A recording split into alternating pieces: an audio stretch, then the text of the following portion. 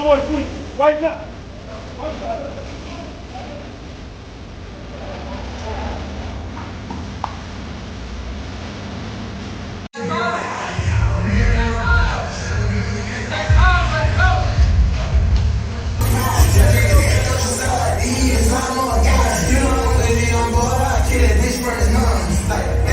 For USF, as we perform. Kings are here! All the fucking hate! All the hate!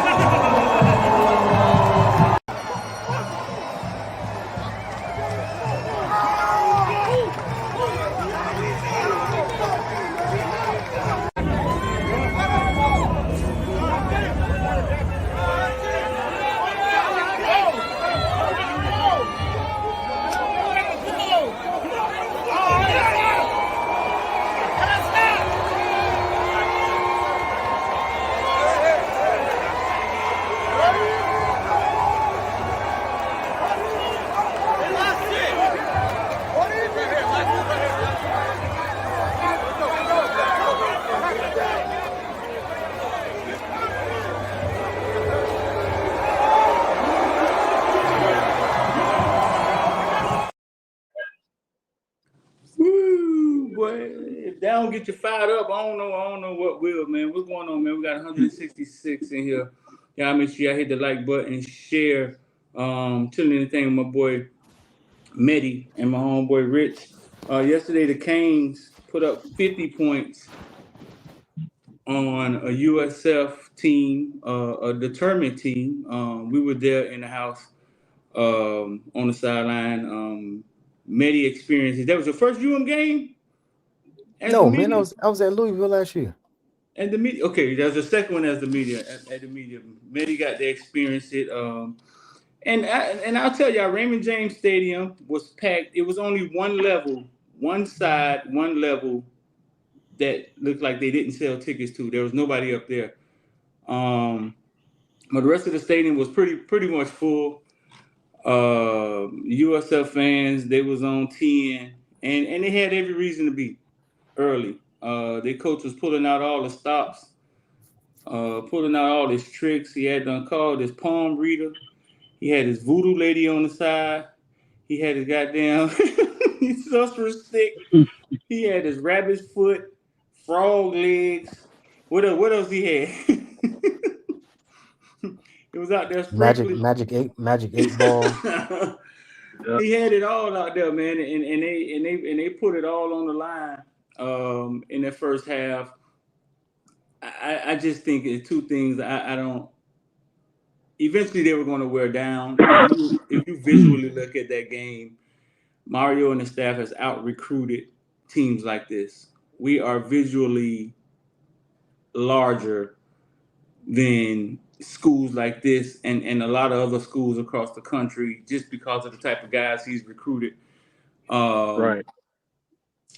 And be honest, we got a guy named Cam Ward that will go down as one of the greatest Canes we've ever seen, and may go down as one of the greatest football players we ever seen, period, before it's all said and done. That's how highly I think of that dude.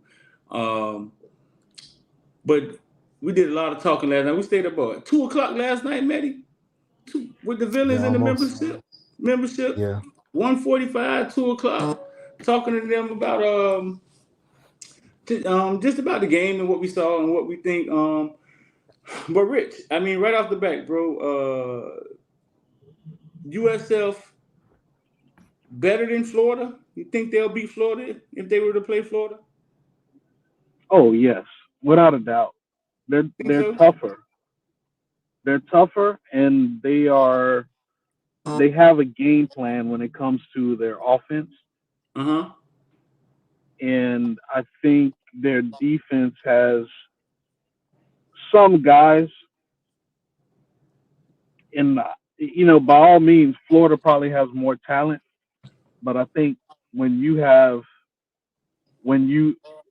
got a better coach, you got tougher players, I think you could really hang with anybody. And I think that's exactly what we saw yesterday and what we saw versus Alabama. So hats off to them for real. You think they better than Florida, maybe? No. I actually had a chance to watch. I spent a lot because the late game. I spent a lot of time watching the games, but I think that team they found their foot against Mississippi State. Man, they scored as many points as they did against Furman. Mm-hmm. Graham Mertz woke up. Mm-hmm. I think if they had a game scheduled hypothetically the week after Florida, I think so. I think if they had a game against Florida immediately after they played Alabama, I think so. But I think Florida, which can only help us later on down the line if they do end up not being ass. But I think Florida is I watched them against Mississippi, and mind you, both of the teams was 1-2 going into the game, so they didn't have a lot to lose. But Florida figured it out yesterday, man. I don't know, maybe Billy tapping through to the team. Maybe the team gonna fight for him. I don't know, but I think if they played yesterday on a neutral field, I would have, because I said this, man. Byron Brown, man, is a great athlete, but I think the reason why that game against Alabama went so well was just who was the better athlete out of the two quarterbacks, and Right. Jalen Milroe just made a few more throws than Byron Brown. Byron Mm-hmm. Brown, um, I don't know. I don't believe in him, and You don't believe in them. You don't have to that's believe in them. yeah. Hindsight's 2020, man. But I don't know, man. I just think it's gimmicky. I don't believe in that, and I think Mertz is just is a better passer than Byron Brown. So I think they would probably beat. What was funny yesterday is Byron Brown started making plays, and I would look at Medi and I'd be like, Medi, so I mean, what's up? I mean, y'all calling this man trash? This man out here making plays.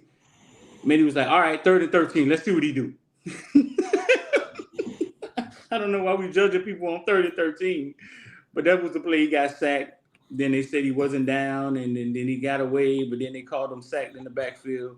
And you just kept saying, man, if he could make a 10-yard pass, what were you saying? If he could make a 10-yard pass, A 10-yard pass in air, because I said that right before he threw that long screen that we ended up stopping. But um,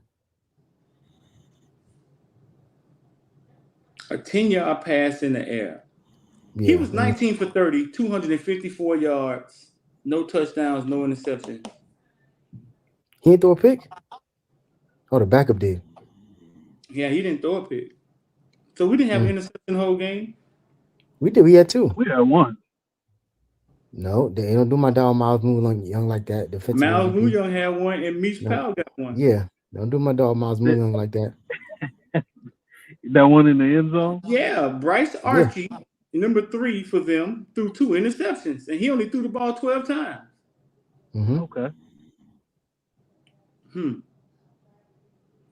Yeah, so they were switching quarterbacks in and out. I didn't even really No, like, huh? he got hurt. Oh, when he got Uh, hurt. he got Oh yeah, hurt the first time. He got hurt twice. The first time he got hurt, he was down because he had hurt his knee, or he had a leg injury, lower extremity injury, as they like to say. He came out for a couple plays, and I think he just ended up not coming back in that series. And then when he came back again, he slid, and I think he slid and did a Tua impression, and I think he was in concussion protocol for the rest of the game. Oh, 6'3", 225 on the field. That kid looks 6'5", 240. 235. He did Yeah. not. He does. He looks a lot larger than 6'3", to be honest And the with you. annoying part is he don't move like he has finesse to him. He gets on. There was one play where I think Jay Harris made a perfect attack. Um, he tackled him, and as he was pulling him down, the dude just kind of bent his way out, broke off, and got a field. And I was like, God damn! Like Yeah, he only he's had definitely 27 rushing yards, but it's probably because he got sacked a couple times. yeah, he's shifty. I'll give him that. Do So, you so think Rich, man, what did you learn about the Canes yesterday, bro? I learned that the Canes is a team that, how can I put it? I learned that all the recruiting that we did, all of the personnel acquisition that we did, has been the difference, honestly, in the way that we approach fluke games. So this game right here was, I would almost compare it to Georgia Tech last year. One of them games that we got better athletes, but some way, somehow, at the end of this game, we lose it. We lose the game by a point. We lose it because of a fumble. Something that we did is it's a trap game. Right.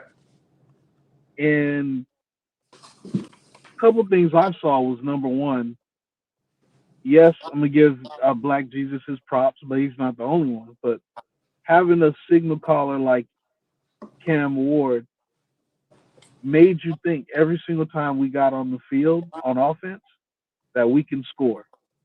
We haven't looked like that in a very long time, where every single time our offense is on the field, we're just marching out in the field, and it's about to be 3 or 7. Take your pick. It's been a long time since that, and it's been a long time since we come out in the second half, and with all the personnel that we got, we just flat out dominate. So that's what I learned. I learned that recruiting is real. In the comment section, we said it's been a long time since we had an offense that it felt like, boy, you get us the ball back, we're gonna get 7. How long? In the comment section, how long has it been? Like, what offense are we talking about? What offense felt like they were gonna run down on you every time they got the ball and they could answer anything you do? I think it's been a lot longer. I think it's been a lot longer than we think. What you learned about the Canes, Matty? I like a lot of what they said, man. They like you hear a lot of people say shit like, "Oh, we're resilient," and they'll do that and get their ass blown out, the next week. And be like, where the hell was that resilience at? But mind you, they haven't had a lot of tough games to this point. They've had some adverse moments, but they might really be like that. I think it's going to be prevalent in ACC play as games will get more difficult because based on the absolutely lackluster garbage performances in this conference, particularly out of conference, when Miami comes to town or when they go to Miami, they're going to immediately try to be making this their Super Bowl and place the role of spoiler. You said it before, like this is the team that is now hunted. So nothing is going to be given. Everything that, like I said, a dude that, is an absolute bum against, I don't know, Michigan State, or, suddenly he going to be a 5-star All-American as soon as Miami comes to town. So that resilience is going to have to be, it can't just be a buzzword. It has to be something that you really lock into. But I think the quarterback that we have, man, is like that. He had an all second quarter. I was saying last night, it seemed like USF took the approach, particularly in the second half, to keep the ball out of his hand. Like, I'll be damned if Cam Ward gets to drive up and down the field, run the score up. And so when that happened, it appeared to me as if they took it as an opportunity to say, okay, cool, get the ball in here, we're gonna make light work of this. And that's what they did. So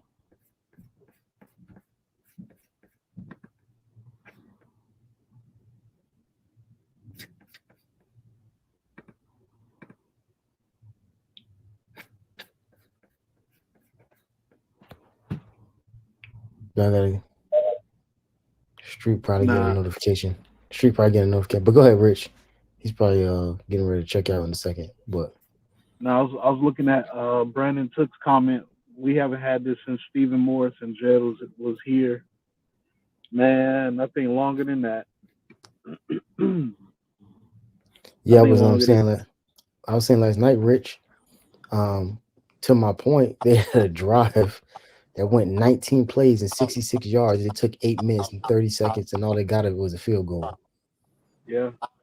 It was like that long, stupid pass where it was just like a bunch of check downs, a lot of stupid small passes, like a lot of not really downfield stuff, chip runs, trick plays. I know a lot of people were kind of frustrated with the idea that was good X with the idea that it seemed like Daryl Porter's getting cooked, but honestly, man, if you look at their offense, it's very limited. They don't do much.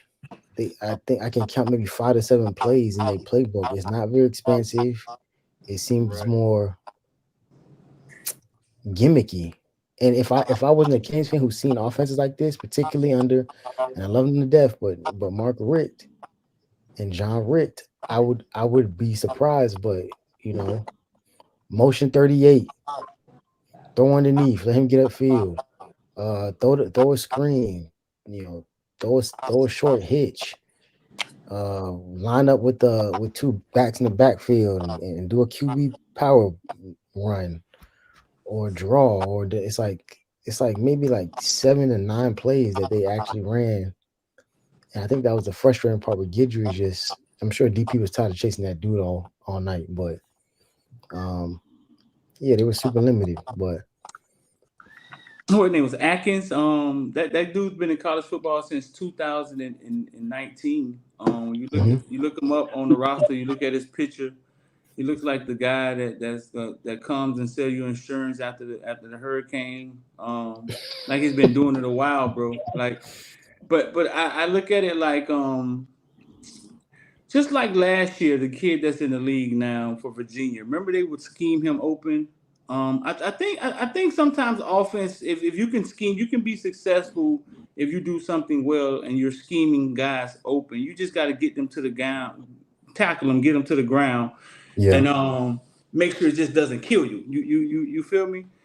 yeah. Um, yeah, he's a short, shifty guy, man. Maybe more shifty than Restrepo. I think Restrepo understands football Man, and sees a they little was better.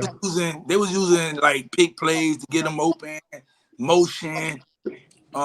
When I mean, it's not like he's an excellent good route runner. He just was getting motion, pick plays. You see Yeah. motion, and then the receiver end up stepping in front of Daryl Porter, and then next you know he's open, and then he catches the ball. Like that ain't, Oh I well, no. mean, it Well, yeah. works. Well, I'm gonna tell you this. I'm gonna tell you this. You're right. You're right.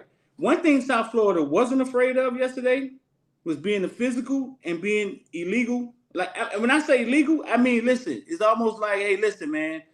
Hey, the wide receiver may be more talented than you hold him until the ref call it. We saw Yep. all of that early. All of that early. But I Yeah, mean, but that's part of being more talented than people, more NIL than people, out recruiting people. part of the game. It's part of the game. One thing Yeah, uh-huh. um they Miami was superior to them. Yes.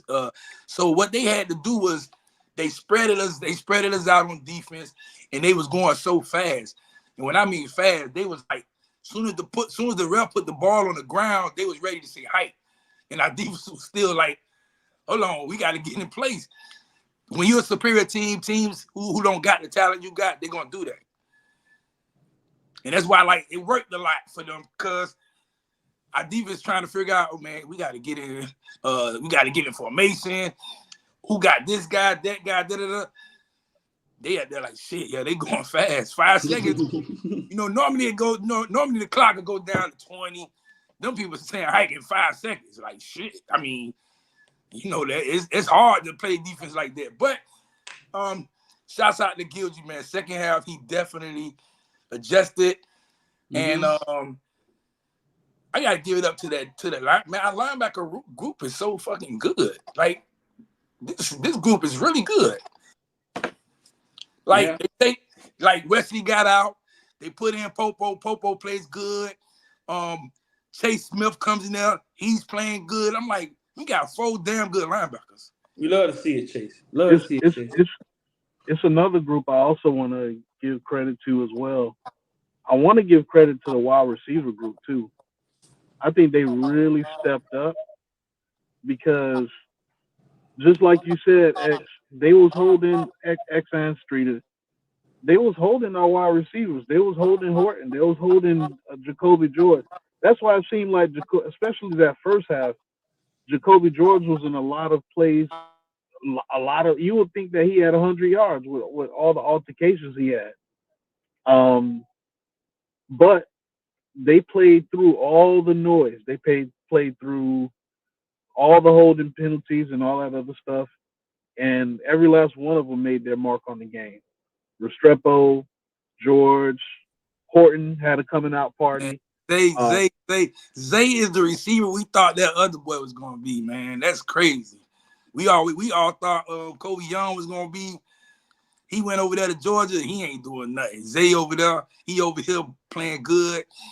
He's our possession guy. Yeah, he's our possession guy. I agree. Somebody said, I think it was Riddick, the announcer. He was like, that guy, that 6'4" guy, you think that he would be slow and not fluid in and out of his routes. But he was like, man, that guy is really fast off the ball.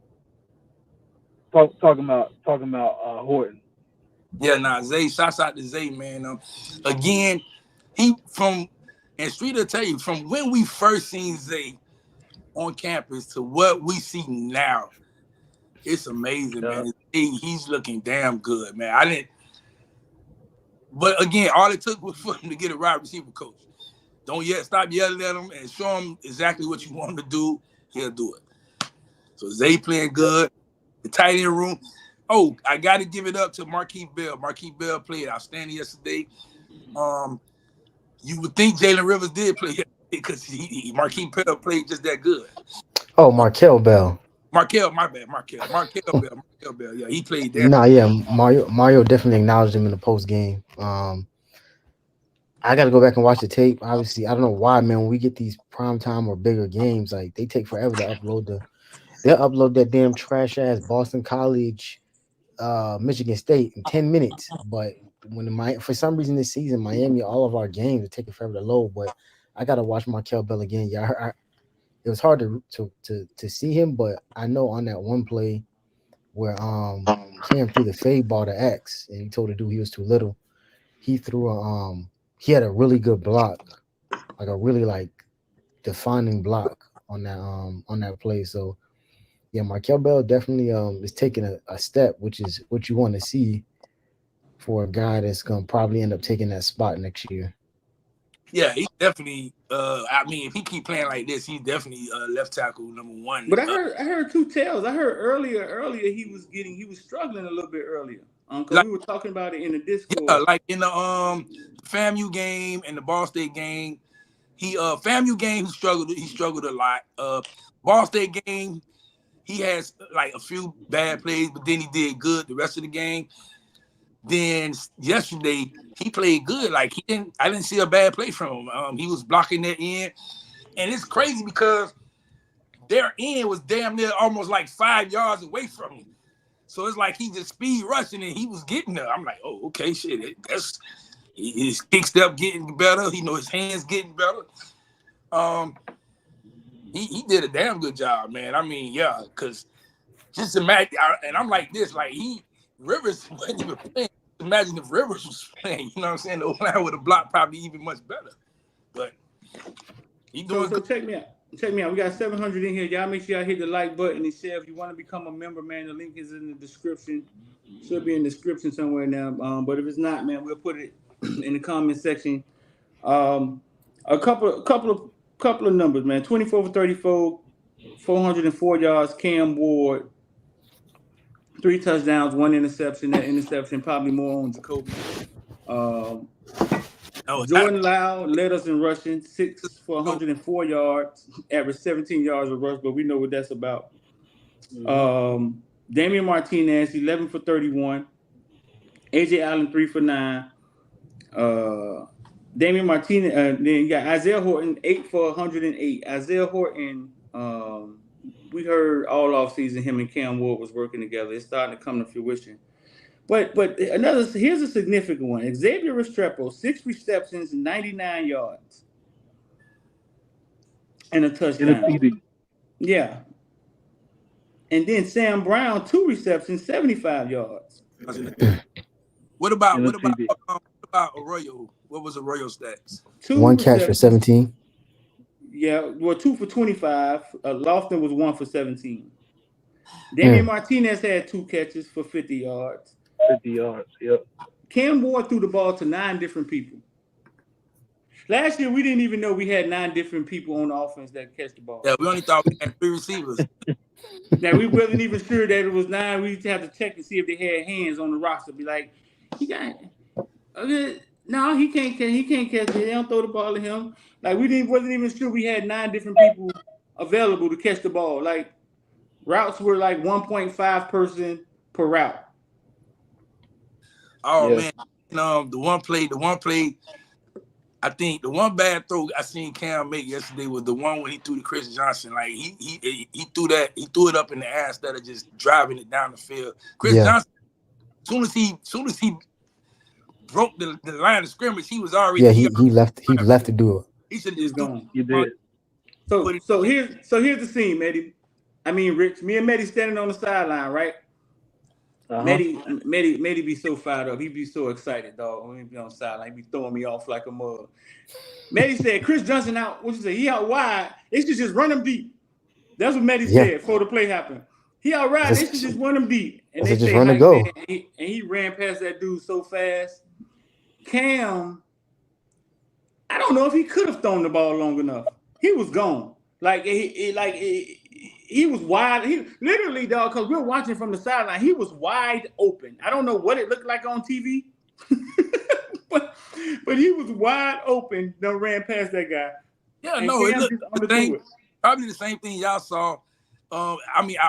Besides him being lined up, was he ran right by him, man. That's why I was like, oh yeah, this finna be a touchdown. But then when I seen Cam throw it, he threw it in the air instead of throwing it. Like just throw it to the end zone. He threw it in the air. And that's why I went up and he had to kind of Cam had to turn around for it. I mean, CJ had to turn around for it. Yep. Yeah. So I got a question on that one. Mm-hmm. So is that one a bad throw or is it a bad route? Because what they teach you as a quarterback, they say you got to throw between your man and the sideline. No, it was a bad throw.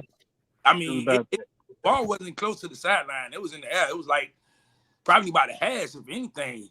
Yeah, he hung it up. Yeah, he hung it in the air. Yeah. So it was a bad throw. Like when you know you got a player like that who's going to run, if you throw it as far as you can, he's probably going to run and catch it because he's just that damn fast. So you should have just threw it in the end zone instead of throwing it in the air.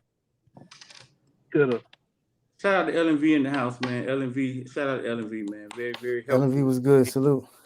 Hey, X, let me ask you something.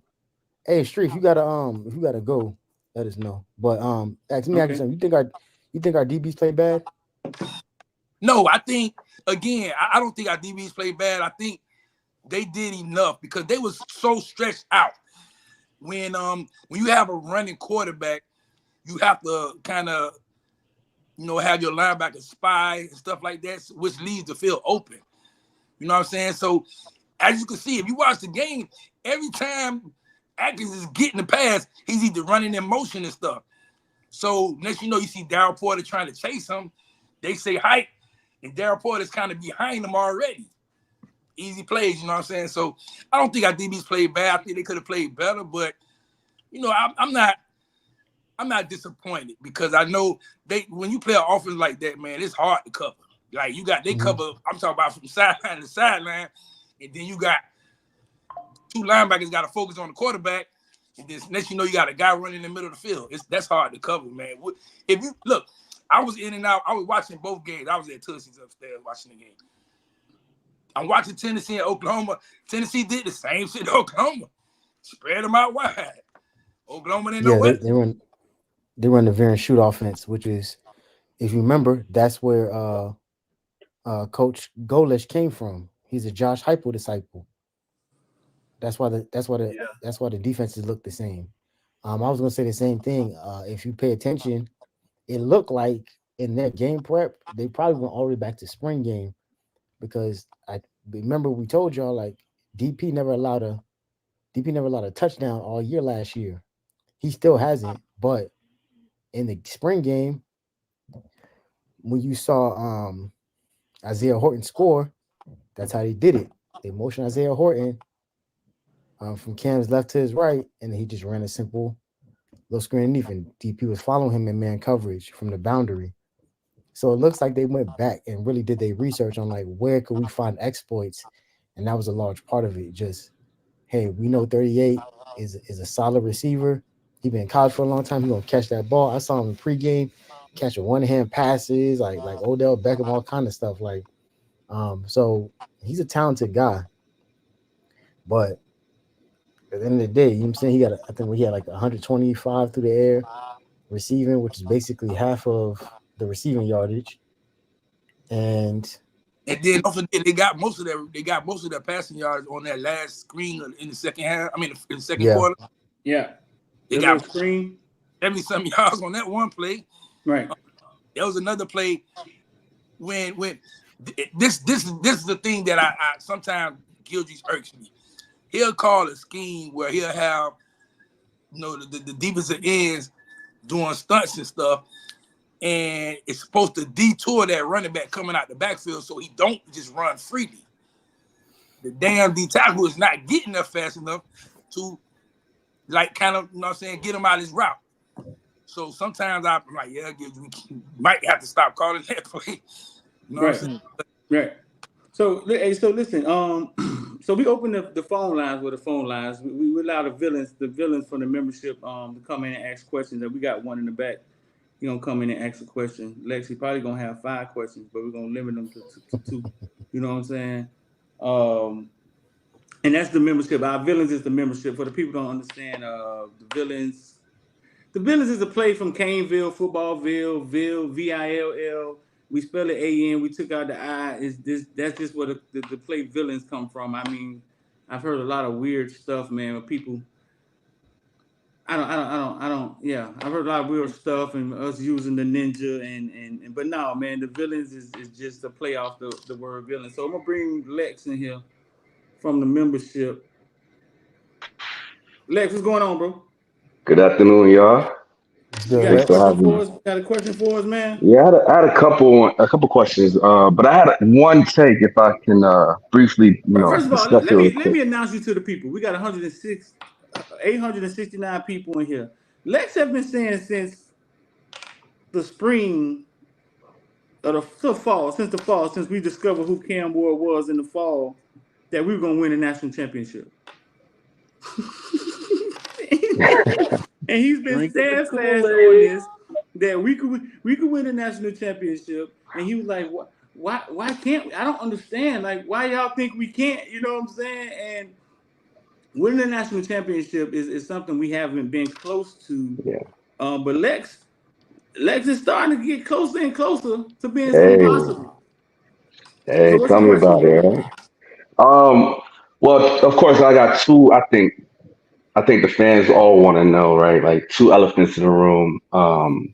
I guess one of them, my question is, but before I get into my question, I just have to say, man, what a game yesterday, right? In terms of we got punched in the mouth, and through like the last 20 years, we all thought, I know I did. I still felt confident that we would win, but we all thought like, not again, not the same old Canes. Like, we're about to fold to these fools. And like the fact that they just withstood that, and you saw it on the coach. I don't know if you saw Street since you were on the sideline, but you saw that last field goal coming out of halftime, that missed field goal from USF. The coach, you knew right there, all the gimmicks, all the tricks is out the window. We fucked around and found out who Miami is. And I feel like the fans also found out with him, right? Like, oh, this team's for real. Like, but anyways, to my 2 questions, right? Number one, how do we fix this run blocking game, right? And 2, are y'all concerned with Cam's deep ball? That's just my question. Okay, so I'm gonna answer the Cam. I'm not concerned with Cam deep ball. I mean, he the one thing he has to do is he has to throw the ball instead of throwing it, throwing it up in the air. A lot of quarterbacks have that situation where they'll throw it up in the air. Remember when he was at Washington, he didn't have the athletes. Washington State, he didn't have the athletes he had. He didn't have no Chris Johnson in too. You know what I'm saying? Nobody got that shit around the country. So he have to throw the ball probably a little earlier and then, just get it done. Instead of, let me put a lot of air under there. You know what I'm saying? You don't have to do that. Just throw it a lot, earlier. With the run game situation, we played 4 teams. And it's not even an excuse, but it's the reality. We played 4 teams that say we're gonna stack this box. Cam just got to beat us. I don't know why the fuck they're doing it. That's dumb. But yesterday, it was damn near 9 people in the box. Yeah. I'm like, in my head, I'm like, okay, I don't know if they think their defense is this good, but Cam finna shred it. And he shredded it. So I'm like, if teams are going to continue to do this, I don't have a problem with Cam doing what he do. Go ahead, man. Wait, oh, sorry, man. Real quick. I just wanted to shout out Sean for being in church and giving the villain some of his tithe money. Your money is going to a good place. The Lord bless you. Nah, go ahead. I'll give my take. As far as the line, I think there's gonna be better games where they actually get, like, if you pay attention, the Ball State game where JG was scoring, it wasn't necessarily a run, it was like an underneath pass, like a little screen or whatever, but Carpenter gets out a little bit. He ain't Matt Lee, but he can get out in space a little bit. And I think some people in the comments actually said it, which I'm not against. If Markelle is continuing to progress, I'm not mad at Jalen going back to his original position of guard, maybe and filling that void where Ron Rodriguez left, and he can kind of be that that guard that kind of helps get out in space. Hopefully, he's athletic enough to do it. And then, the deep ball. I don't know if y'all realize this, but that 75-yard touchdown to Sam Brown was his career long. Damn. And that was an all-air throw. So he's never thrown a deeper pass. When he threw that pass, he was on the right hash. For him to throw that ball like that from the right hash all the way to the left sideline, that was an impressive throw. That was I can't get my camera fast enough, but if y'all can see me in the end zone, but me and Street was literally walking around the field to get up to the press box for halftime when he threw that pass, and I was just like, that's why Street said I'd be fired up, because I was telling him, I was like, I told you, Sam was going to show up for this game. Yeah, I saw because y'all was right in the end zone, so I mentioned it in the crib. I said, "Is that Streeter?" And I thought it was Streeter and 2 other guys, right? Because one of them was the cameraman. Yeah, shout out to Q I Sports saw Media. y'all. Yeah, that was me. That was me in a salmon, not pink color shirt. You know what I'm saying? What I immediately thought when I saw y'all was I could see y'all on 30 for 30, the next 30 for 30, where they talk about, when Cam Ward, made a Heisman statement. And you see the recruiting shirt in the background from Footballville. Hey, Maddie, something so funny because we was just in the group chat talking about Sam Brown right before that play. Boom, he catch the play, and I was like, okay, my bad. Hey, X, to follow up on that, you think teams are stacking the box because they are not fearful of us going on top, or they don't think we have the athletes to go up top like that? Is that the reason why? I think they stack the box because they know Mario's he wants to run the ball. You're right. And they know if the Canes start out and they start out running the ball easy, it makes the game a lot more harder. You know what I'm saying? Because then Cam, gonna throw the ball eventually. You know what I'm saying? So they saying basically, if you're gonna beat us, you're gonna beat us by one phase of the game. You're gonna throw the ball, beat us throwing the ball. A lot of teams feel like they got athletes just like us, like they could play our wide receivers man to man. The first 4 games they found out that's the lie detective is definitely not true. So first half of the season is over. I think as you get into ACC play, you'll start seeing probably some more different defenses, like some zones, cover 3, 4, probably like a 3-3-5. Cause I'm gonna just be real. I don't think teams are just going to say, yeah, let's let this Cam fall. I mean, shit, you seeing what he's doing? Like he carving him up. Break every record, like literally. I don't know. I mean, we played Vitek this week. I'm not real familiar with their coaching staff like that. I know in the previous coaching staff with Beamer, they was going to send a blitz every play, almost like South Florida. So, but we'll see. Yeah, their defense is not, because I'm pretty sure Brent Pry is an alum as well, if I'm not mistaken. But Brent Pry, I'm pretty sure is a defense first guy. He's not a. Well, I mean, he looked suspect this year, but he usually calls a pretty solid defense. So it's the offense that's going to be an issue, man. Yeah, Virginia Tech. Oh, I didn't. Oh, okay. Well, see, yeah, he's a pretty good defensive coordinator.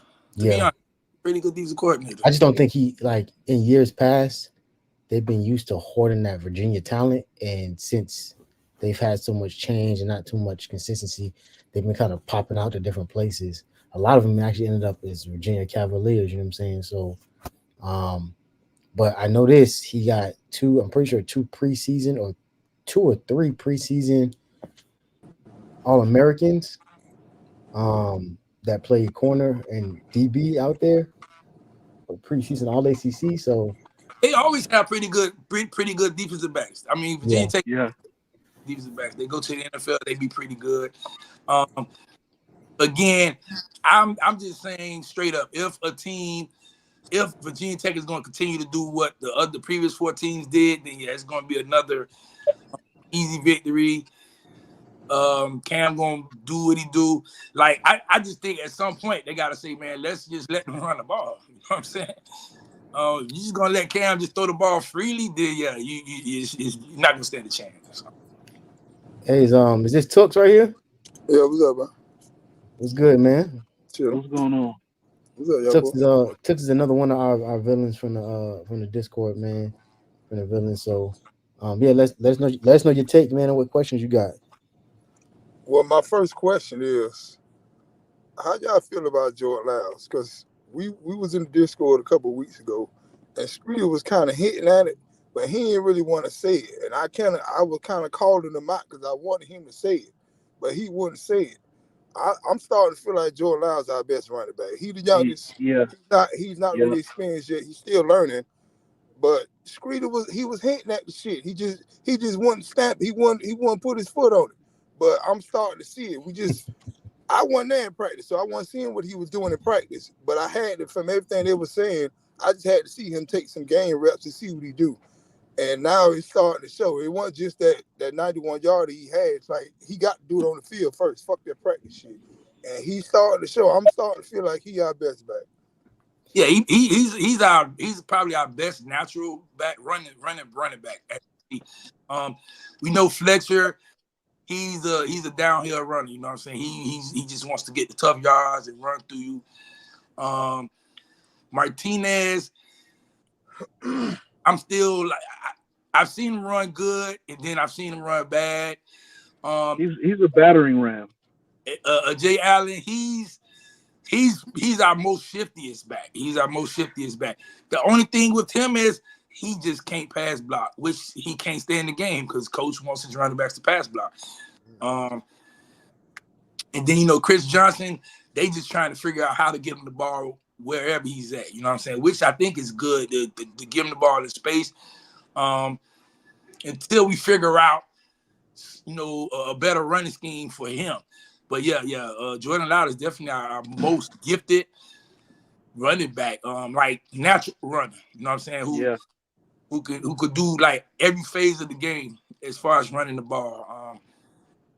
And I'm okay with that. You know what I'm saying? I'm okay with that because what you have now is you got 4 to 5 running backs who you could put in the game and do something good. You know what I'm saying?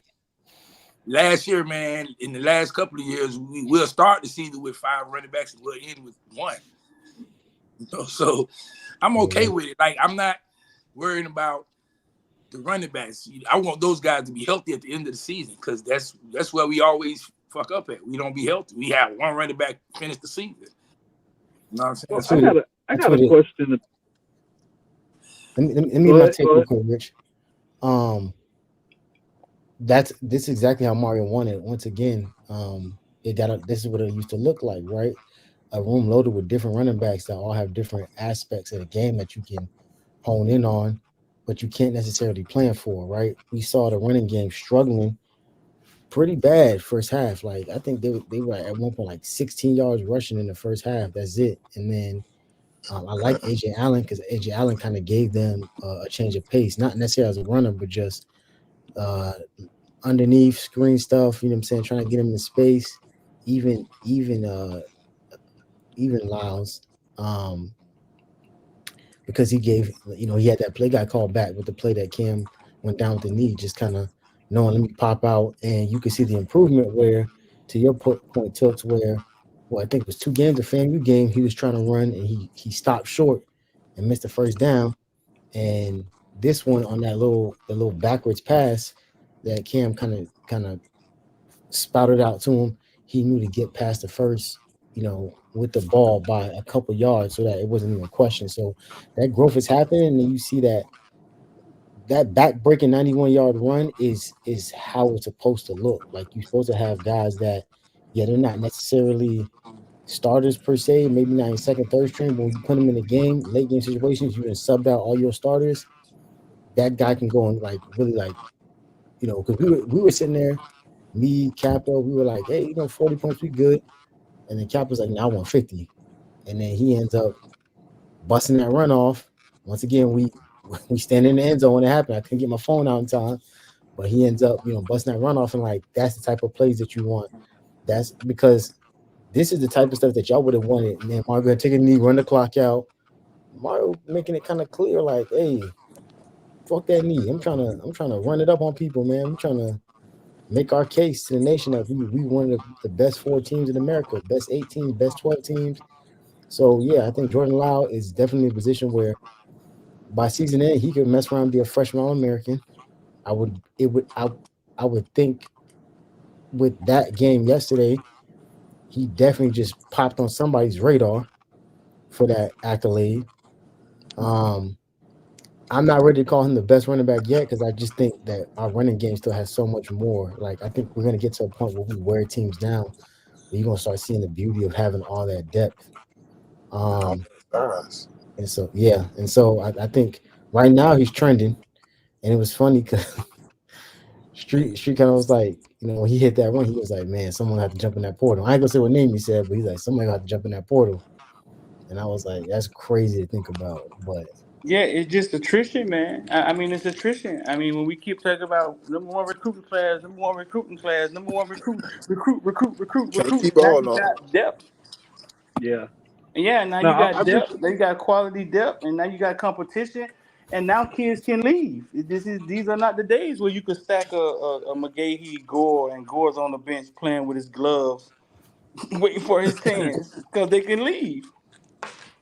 I do want to say one thing, or 2 things. One, I do think that he's our most complete back. When it's all said and done, he's probably going to be 220 pounds, running a 4.5 or better, with that breakaway speed, which we've been longing for a long time. We've had backs who have breakaway speed, but we haven't had backs who have breakaway speed that could finish a run, meaning for that first down, like you alluded to, Mehdi, where he runs through 2 defenders in order to get that potential first down. But I would say, when was the last time we had a back run, just clear it for 91 yards, take it to the house? Duke Johnson, Lamar Miller, Mark Walton. Well, not 91 yards. For 90 though. The last that was a record, and the last guy broke that record So the was last freshman. Lamar had Johnson. like an 86. No, Duke Johnson was 90. Duke Johnson's on 90. I think that was his first carry at Boston College, wasn't it? Yeah, it was 90, and then For 90. Okay. 2016? 20 for Duke Johnson? That was 2013. Nah, that's probably like 14 or 13. 2010. Oh, okay. But So yeah. So basically, remember the scholarship number goes up from 85 to 105. So even if players leave, you just got to think. Players got to be smart now. They definitely got to be smart because some players, and as much as I hate to say, it's been a lot of players that did leave Miami that's getting lost in the sauce. Like, I was looking at SMU yesterday, and I was like, damn, it looked like Brashad Smith is the only Kane that's playing now. You know what I'm saying? I'm like, what the hell happened tonight?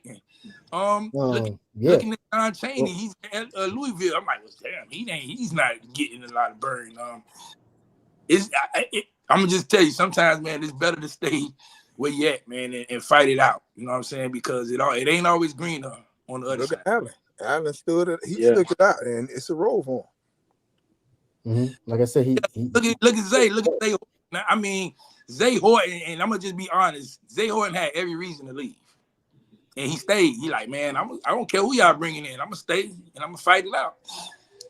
And he's become probably wide receiver number one for us. You know, outside of Restrepo.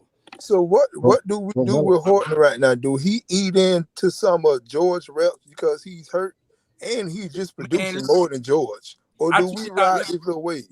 I tweeted out yesterday that I think they need to sit George for at least 2 games so he could get his ankle right. Him keep going out there, he's not helping us. He's not helping us. And then I don't want to keep prolonging his injury. Like, heal up before you get on the field. You know what I'm saying? So you can help us, and then it can help your career.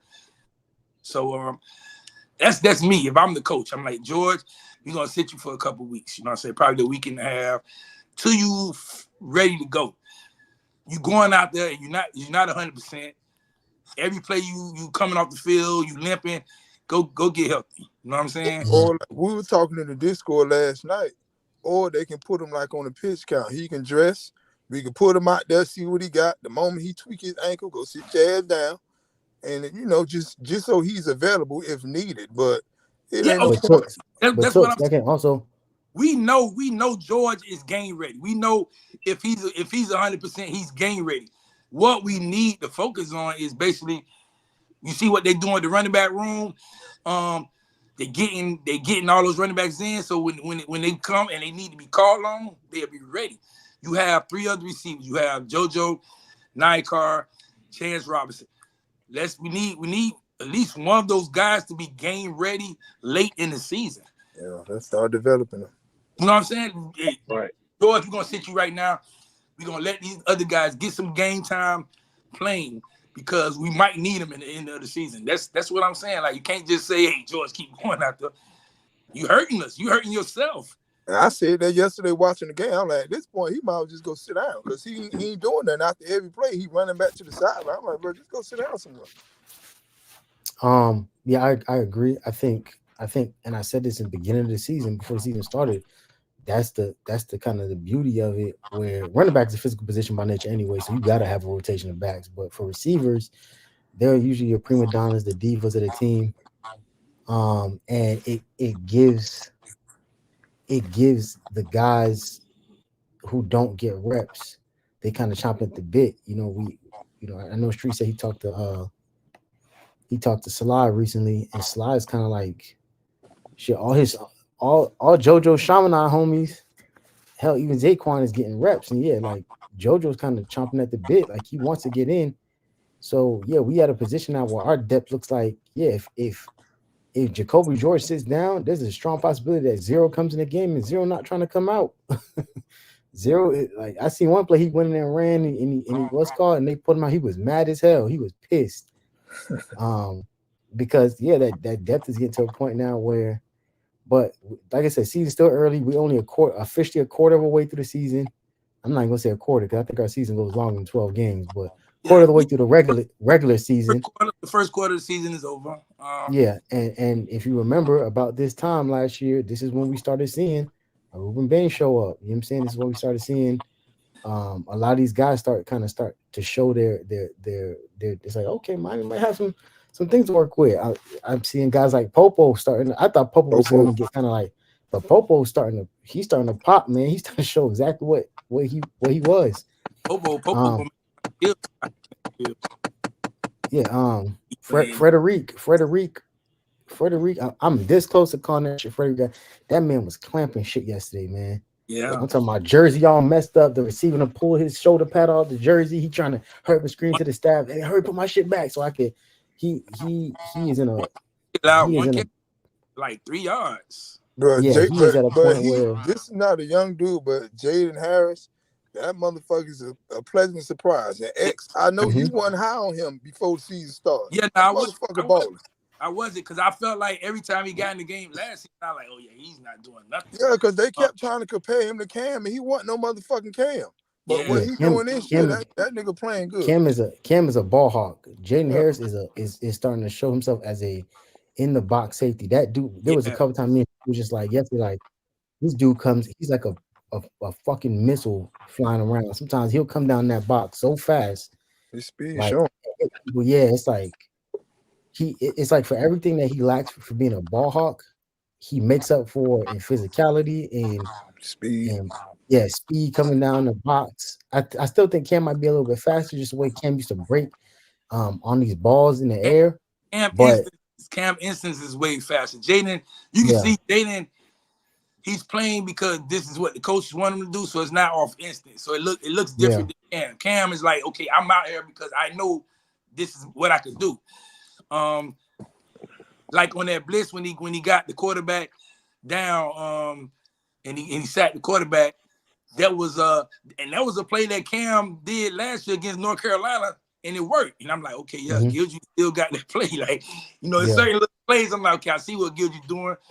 But yeah, Jaden, he definitely been a surprise.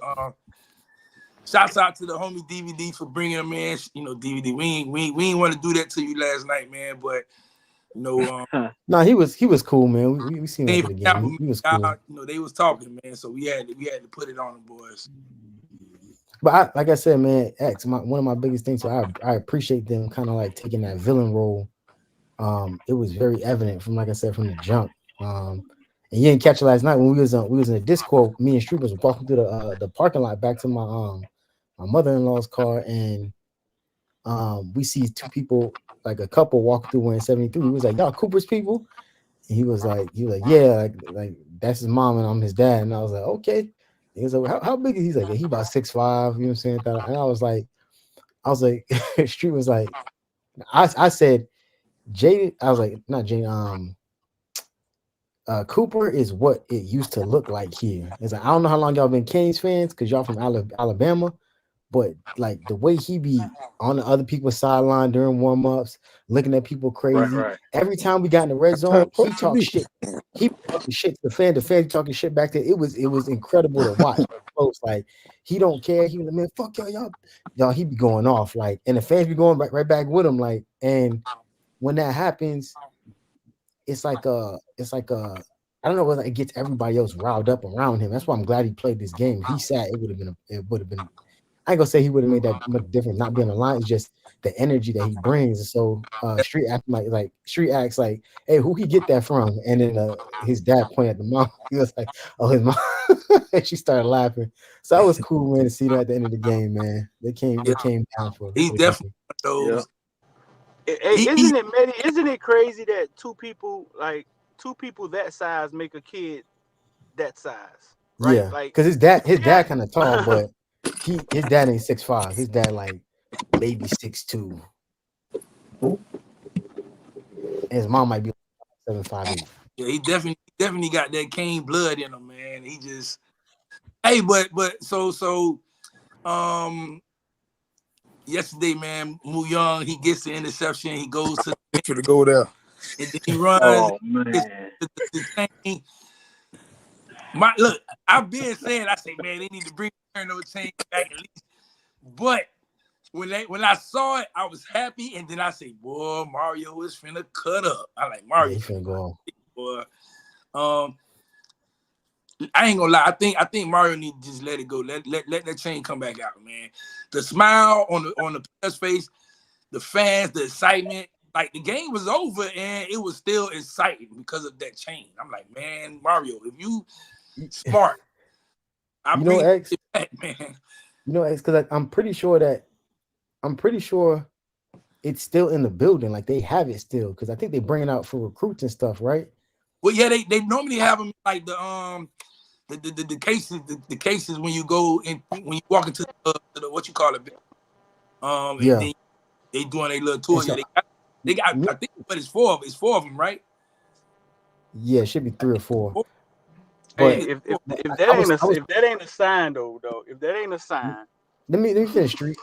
huh? Me and Street talked about this a couple of weeks ago, and I said, look, I think you do that, but you do that in a playoff game against like a playoff game, the national championship, like when it matters. If that makes sense. Like I am totally for the eternal chain coming back. I can see why Mario would not bring it back because that's kind of like it's a Manny Diaz legacy. You know what I'm saying? That's not really his legacy. And they made it very clear from when they first got here, like that's not what we're doing. And shit, I think this season we one of the top. I think we're second in the ACC in turnovers, only behind Cal, maybe third. And it's obvious that we didn't need that prop to what's called. But like I said, if you get into a big playoff game and you get a big turnover that's gonna be like game clinching, I said, yeah, keep it hidden in a case somewhere and pull that bitch out. Like, yeah, it would be like kind of pouring salt on the wound, but save it for a time that it matters when we're on a national matters, yeah. stage and we're announcing our presence to the world. Like it's kind of like, no Diddy, but you slap your thing on the table like, bam, like I'm here, like what's up, like. But for right now, against these lesser opponents, I ain't concerned about that. You know what I'm saying? I think there's a time if Mario wants to embrace it, but Maybe it could come out with a certain type of turnover. It has to be. It has to be idiot proof to where it can't. You know what I'm saying? Maybe it would come out with a certain type of turnover. Cause Mario seemed to be a little lenient now, bro. We got 1,100 in here, man. Y'all make sure y'all hit the like button and share, bro. Almost 1,200 people. Or 1,200 people was in here. But Mario seemed. I listen. Maddie, you saw it live. The way these guys celebrate, man, and they score and they come to our crowd, they walk to their crowd. Mario seems like he seems to be a little lenient when he winning. If you could back it up, he seemed to be okay with it. yeah. And he definitely, man, like I heard that man, like y'all might see the video, like he legit like screamed at the top of his lungs.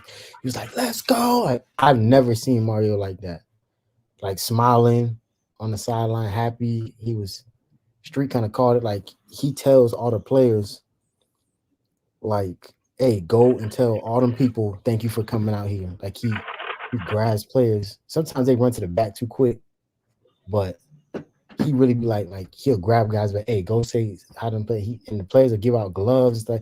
Zaquan was down there for like Zaquan got a fresh retwist. He's gonna let everybody know it because Zaquan was down there for like he almost left his helmet. He was down there for like 20 minutes after the game, like just taking selfies with fans, like signing autographs, like just hanging. He was the last player to come off the field.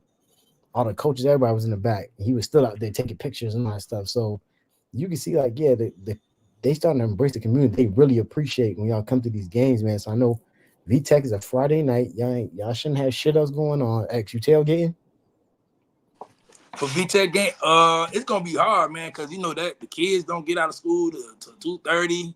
Yeah. I don't know. Even so. I'll figure it out. I mean, most likely, I might get there late, but yeah, my people, they probably gonna be tailgating. So yeah. Yeah, even so, man, like that's just a great atmosphere. I know VTech. I know it ain't 2017 VTech, but like I said, man, it's a great atmosphere to really show these guys that we locked in, man, because they really embrace it, man. Like, and we traveled super well. I don't know if Street said that already, but I can't put that enough. That shit was Yeah. that shit.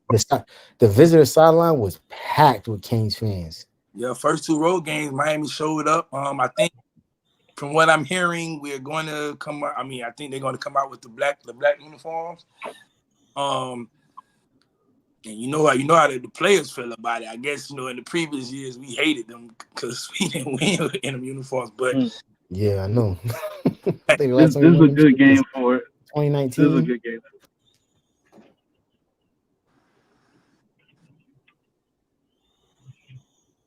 Go ahead. No, so I think 2019 was the last time that we Man, won in those. 2018, man, 2019. long as Cam Ward, our quarterback, we can come out pink, white, and green. We can come out with breast cancer uniforms. I don't give a damn. They got to see us. Here's a good question. So I know we're number 8 right now, but the top 4 teams is out there: Ohio State, Hold on, Rich, Texas. because this shit might have just updated. Hold on. But keep going. But no, the coaching polls came out. They got us at number 9 on the coaching poll right now. If I had to make a top 5, I would say from what teams are doing, I would say I would put Tennessee number 1, man. Tennessee they good. Georgia, I don't know. Texas, I guess Ohio State. And then after that, you got us and Ole Miss. And then pretty much everybody. Alabama. So you would have us at number 7. I'll put us at number 7. Now we're in ACC play. We start winning the ACC games, then you can move up. I don't think because now SEC teams are starting to play. Like Georgia and Alabama play next week, so one of those teams is going to lose. Yeah. It's out. Conference play in Texas, everybody else. So some teams are finna, they're gonna start losing. Like they got Penn State in there. I don't care how good Penn State look. They never good in the big game. So I think at the end of the day, man, all we gotta do is keep winning.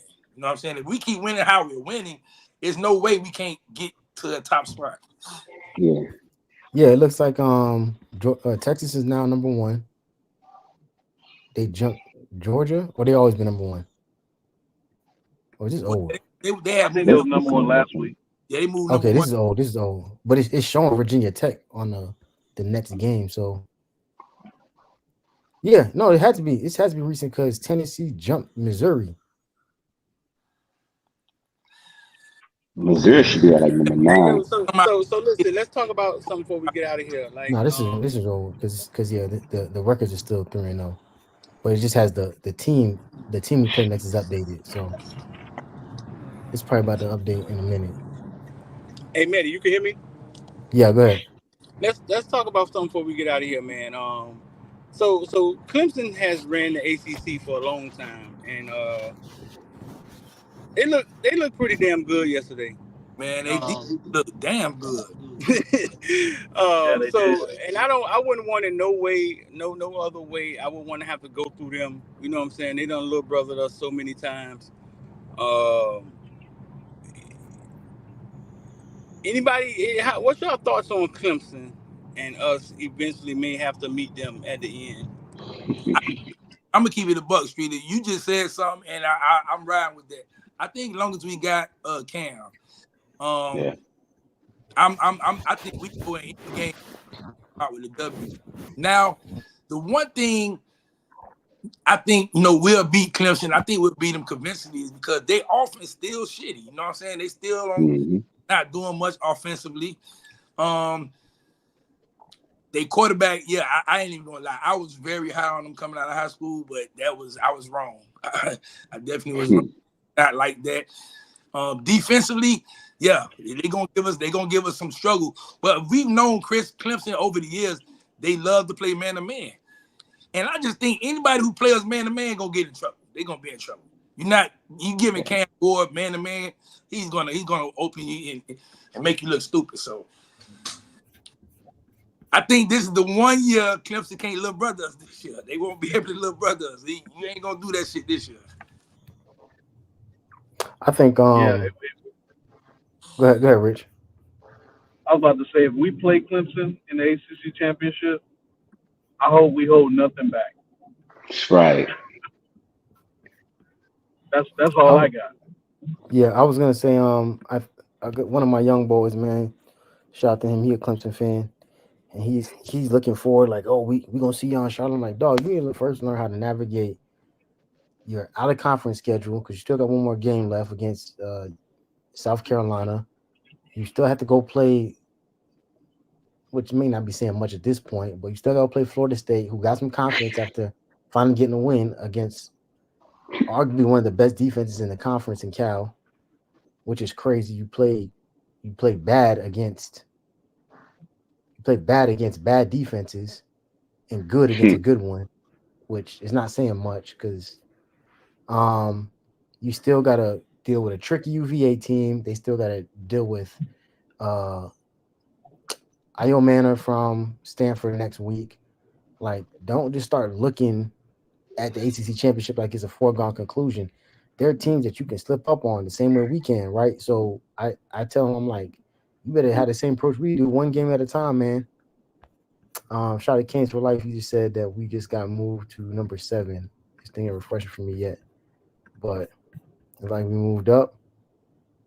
Still ain't updating on my end, so yeah, like we just got to navigate everything one game at a time. Don't worry about Clemson. But if I had to pick today, you had a gun in my head and say, hey, who are we most likely see in the ACC championship? I would say today, I would say if we went, probably Clemson, but there's still a lot of places to slip up at. So we just gotta stay locked in, man, and focus. But with Cam, I don't see that being the issue.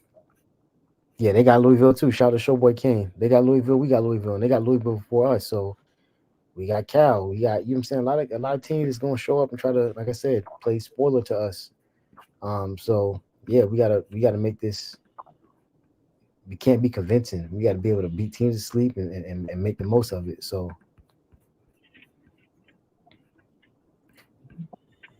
and Syracuse, they look kind of ass the other night, but Syracuse gonna be a tough game in the dome too. JMA Dome, formerly Carrier Dome. They got a great quarterback. No, he all right. He's competent.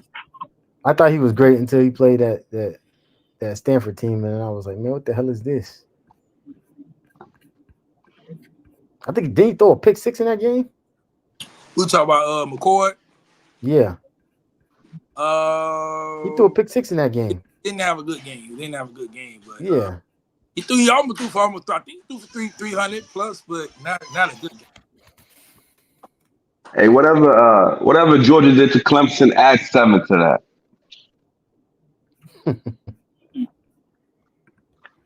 I just think Georgia did to Clemson is they shut their offense down and they woo the defense. They woo Clemson defense down. I think we could do something better with our speed and we could do something with our speed and Cam Ward, man. I think looking at all the top teams outside of Tennessee, Texas, Ole Miss, you know, we in there with those guys with quarterback play. I don't think Bama quarterback play is that elite. Georgia quarterback play hasn't been good. Ohio State quarterback play isn't that good. Goddamn, Mario, you did a good job of getting Cam Ward. Hey, wait, Ash, you think yours and Nico better than Cam? Man, I ain't gonna lie, that goddamn Nico good, boy. He's good. I ain't gonna lie either. Nico's decent, man, and I've always won. I've been on record saying I won. Yours is the best quarterback. Quinn Nico might have an issue because that dude, it's 2 seasons in a row now. He can't stay healthy. He's shooting his own draft stock in the foot. Yeah. Or is it that they really want to play get the Manny kid in the game also? I mean, yeah, that could be a thing, but at the same time, you think he would sabotage a guy in his draft year that came back for you because he was going to leave last year. I mean, but he's going to get. Look, it don't matter if he play another down this season. He's going to be the first quarterback pick. No, he's not. No, he's not. X. Well, they think he Cam Ward. He's having. X. Let me tell you right now. X. When we go up in the press box, we look at the little thing because we were looking at where we seated. There was 3 NFL scouts in there. The 3 teams that was in there was the New York Giants, the Carolina Panthers, and the Pittsburgh Steelers. They had seat assignments in there. I mean, But you didn't play. If Quinn Ewers played, they'll have scouts there looking at him too. I'm just saying, he's not playing. So what are they looking at? I mean, they looking at what they seen him do on the field before. Like, I'm okay. I'm taking all biasness out of it. If the draft was tomorrow and you had to pick between Quinn Ewers, Cam Ward, what other Carson Beck, Shador Sanders. I might pick Ewers. I'm gonna probably there's pick. There's no way. I'm picking I'm completely I'm as biased as it gets. If the draft was tomorrow, regardless of who was picking first, you can't tell me that Cam Ward right now. This dude had a 14-2 interception ratio, and in reality, it probably should be 14-zip. Hell, right. And he missed 3 touchdown passes yesterday. He should probably have 17 touchdowns on the season already. This dude, Quinn Ewers, for 2 seasons, has had the backup play. Malik Murphy played from last year, Duke's quarterback, and this year's Manning. Like, so what am I? If I'm a GM, what am I looking at and saying, "Yep, this guy's going to be a surefire guy for my franchise"? There's nothing. But I'm looking at a dude who just eclipsed 15,000 yards. He makes everyone around him better on the team, and it's not close. Right. Why as a GM would I, and that's being completely unbiased, why would I look at Quinn Ewers and say I absolutely gonna take him before Cam Ward? Somebody been in the mirror in the bathroom practicing on their Heisman argument, though. It's not even Heisman. I'm looking at this. No, you was ready, dog. You was ready. Quinn Ewers. You was ready, dog. Quinn Ewers couldn't even stay committed to Ohio State. What the hell? Why would an NFL team? I'm just being honest. I'm being as unbiased as I can be, and I'm just shout out to Corey Chancellor, man. Corey Chancellor dropped the big hundo bomb, man. Let's go. He said, "Shout out to X, gas ain't cheap." But no, I'm just being honest. Like we have to look at, like, one of the things about all them guys that won the first round last year, with the exception of really like early in his career, Michael Penix, all them dudes stayed healthy throughout their career. Like, some didn't do that much, but they all stayed healthy. They were available for their teams to play. If I'm a GM right now, I'm like, who am I going to pick in the draft tomorrow? I can't look at Quinn Ewers and say he's number one because he's going to stay healthy. Remember this. You know, a lot of these quarterbacks get picked off of their natural potential, their natural ability, and then the potential of them being a good quarterback. Like, Carolina's going through it right now. Carolina, they don't even know what they want to do with their quarterback. And this guy was all world at Alabama and all world at high school. So it's like, again, man, I'm just looking at the traditional eye test of what NFL teams do in picking a quarterback. And when I look at Quinn Ewers, I'm like, he's that guy. You know, yeah, he's probably been hurt here and there, but he's that guy.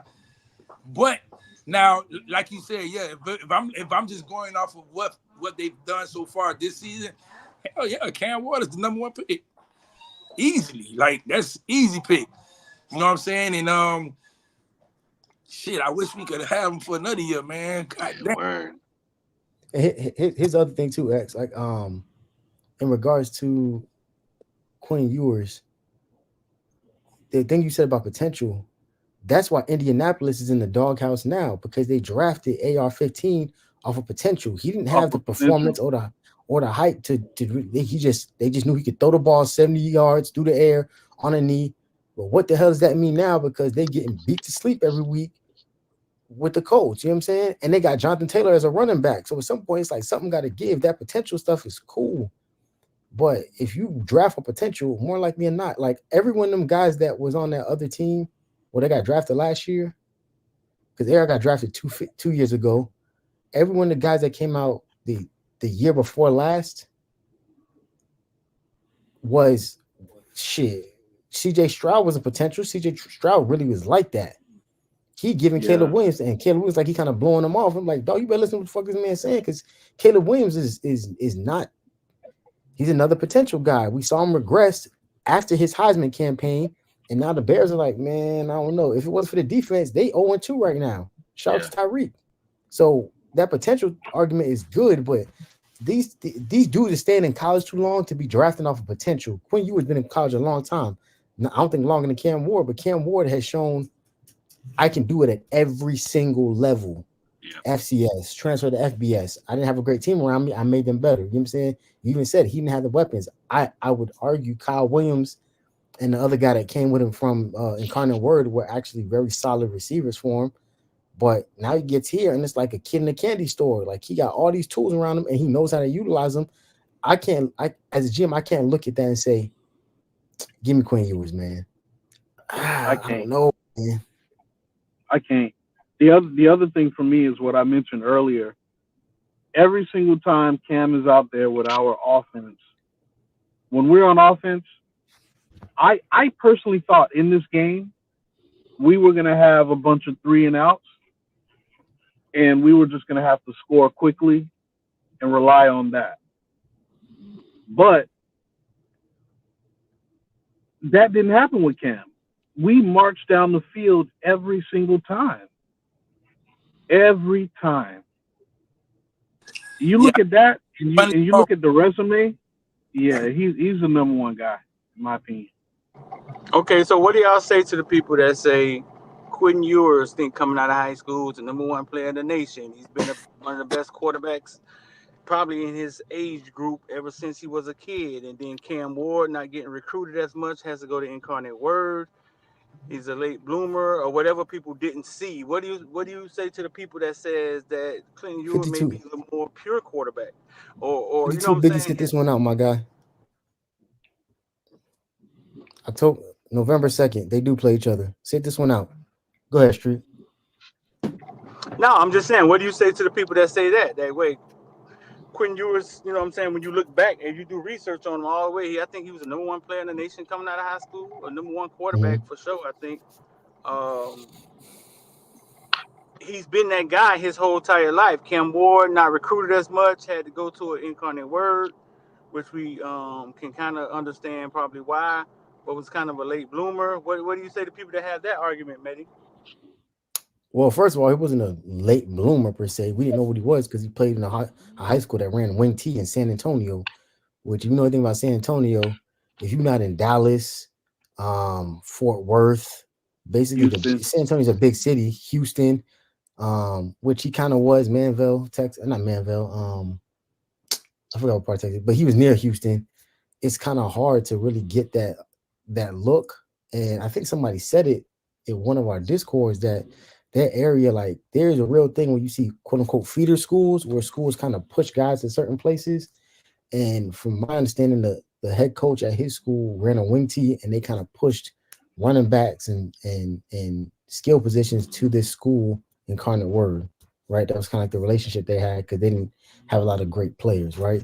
So he comes out as a 0-star recruit in a school that plays essentially wing tee football, which has little to no actual passing, goes Incarnate Word, basically shows up on campus despite a guy being there with no actual statistics of passing whatsoever, takes his spot, wins the Jerry Rice FCS award for the best freshman in FCS, never relinquishes the spot, goes on to be one of the school's passing leaders, leaves, goes to FBS to get a bigger challenge, balls up. If I'm a GM, you can't write this, you can't write this shit, you can't make this up.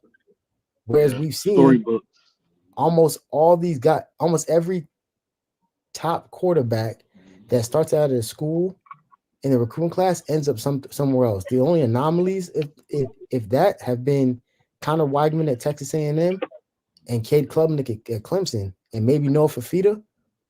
But I think we did the research and looked, and of the like 60 or 70 top quarterbacks, every one of them has left except like 4. So it's not like it's an anomaly to not leave. It's almost a norm if you're a top quarterback.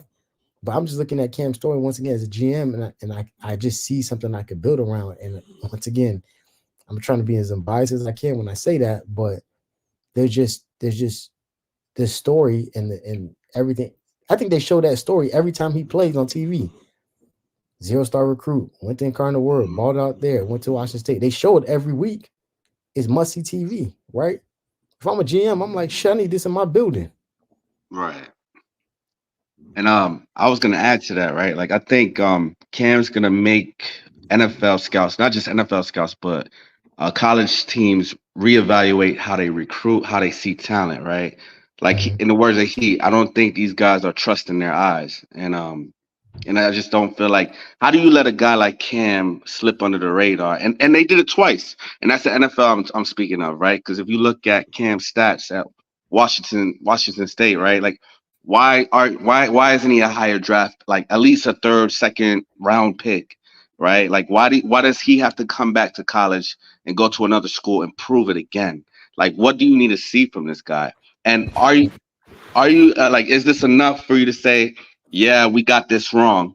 Or are you going to say, man, that's just college at the end of the day? Like what he's doing is not really that impressive. Like there's so much question marks behind everything, right? It's winning, and he knew that. It's The one, winning, Lex. All yeah, the those guys that one thing about the high school evaluation is he played in the wing team, so yeah, that's just hard to say. Hey, I'm gonna take him. True. And my offense is nothing like the wing team. Like it's just you taking a chance.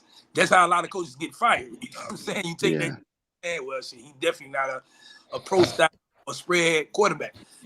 But again, he went to the smallest college. He worked his way until Washington State, and then he's at where he's at right now. It didn't just happen overnight. You know what I'm saying? It took some time. It took some development.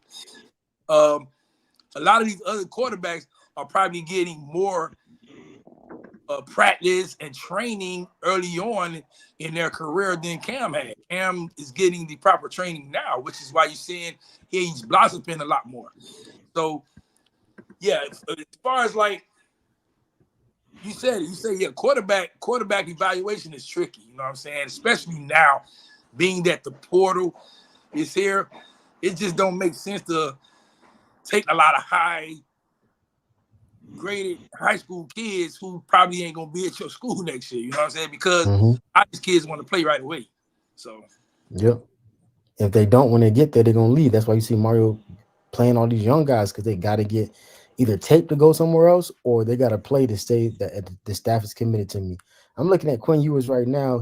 His 2023 season. So last season he threw 3,161 yards, 21 touchdowns, 6 picks.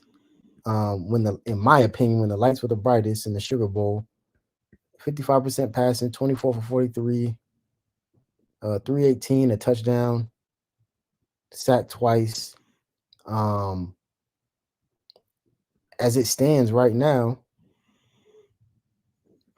the second time the lights were brightest was the Red River rivalry. He was solid that day, but even then, he 31 for 37, 346, 1 touchdown, 2 picks. I'm looking at this schedule from then. His highlight game for that year was Alabama. 24 for 38, 349, 3 touchdowns. And the jury is out on what that Alabama defense, and they had a quarterback controversy themselves. And even then, like, they won by 10. So I'm looking right now, at this point in the season, he only had 691 yards, 8 touchdowns, 2 picks. But I can't look at that. Cam almost doubled up his production in the same amount of games. Hey, real fast, Matty. Shout out to Teron Blow. Say, after 4 games, is Cam Ward the greatest King out of Texas? And also bring the turnover chain back against Duke. Oh shit, that'll be game. I was actually thinking that too. That would be funny as hell. Is he the greatest King out of Texas?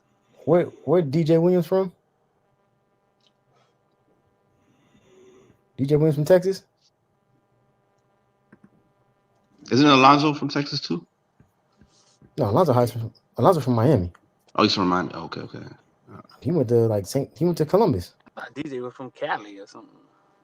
Yeah, you're right. He's from Cali. Who's that one linebacker that was from Texas? From Armstead. Jesse Armstead, right? Jesse Armstead. High School, right? Yeah, that's what I'm thinking about. Jesse Armstead might be. Yeah, Jesse Who Armstead. else? Cam keep keeping that like this might be the greatest goddamn Kane ever. By the time he leave here, no, he trending up. He trending 500 yards a game. He in this thing. Who else is crazy. from Texas? Like, this shit's on the tip of my tongue. No Diddy. Who am I thinking about? think you're thinking about Armstead. Lance from Nah, Texas. it was an Nah, shout offensive out to player. Lance, man. Lance, yeah. Lance, he said Lance from Texas. Lance ain't from Texas. Lance from Lakeland. Yeah, he just moved a lot, right? He played in Texas for a little bit, but who am I Where's thinking our about? points per average game right now as it stands? Where we at? Let's see. And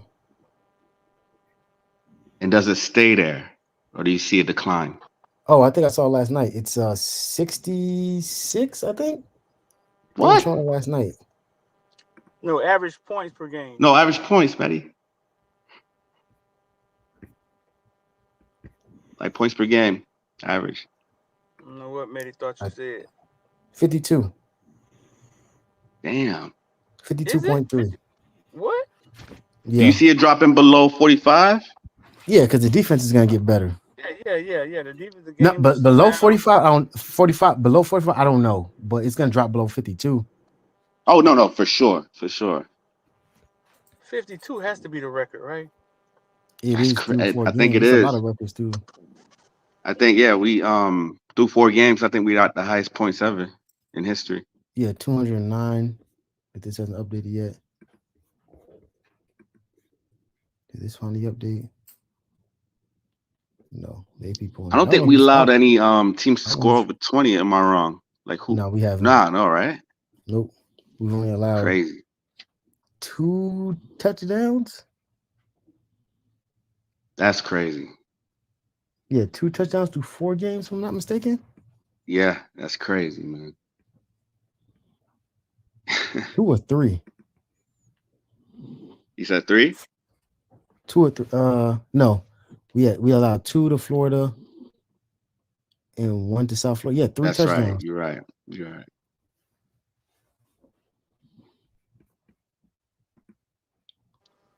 Family didn't get in. No, they just kicked a bunch of field goals. Mm-hmm.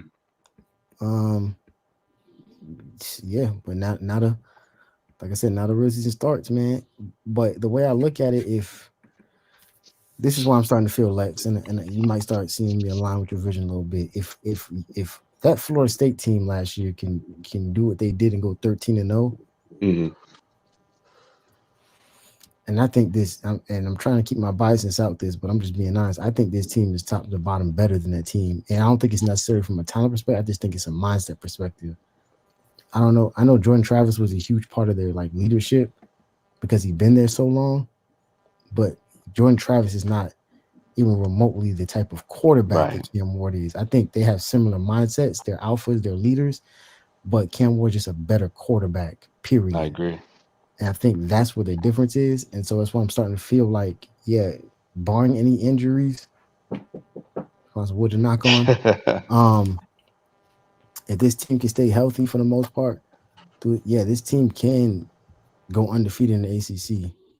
The scary part is, right, it's the start of the season and we're dominating like this. And I do not think we're clicking on all cylinders yet, which is crazy. No, we pointed out that I'm pretty sure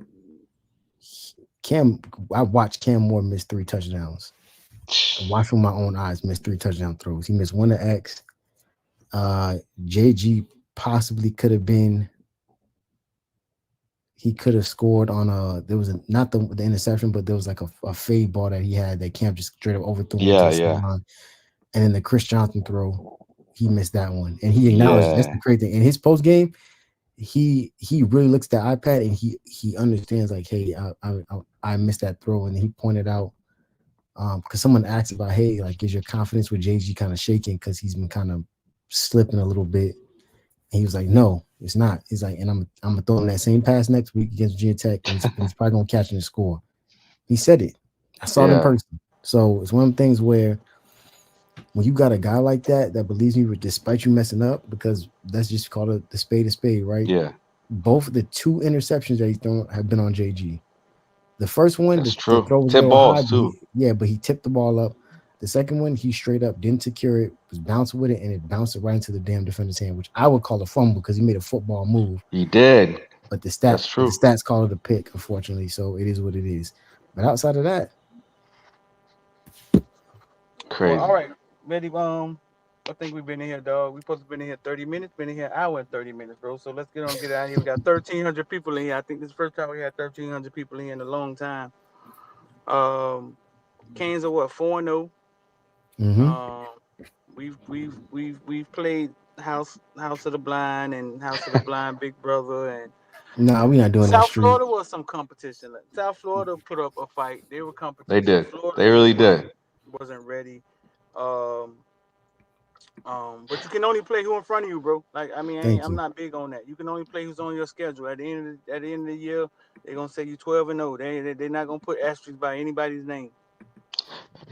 Street though, that's big what you just said, right? Like they really hit us in the mouth, and we talk about learning how to win, right? And that was just huge. Like we saw like on the screen, like their confidence there's so many times their confidence Miami could have been shooken from like what happened on the field, and to see them boys just react and like brush off whatever happened, and that's huge right there. That's program change. No, I think when you have a signal caller like Cam, you can answer. You know what I'm saying? You can answer, and then the team has to score with you.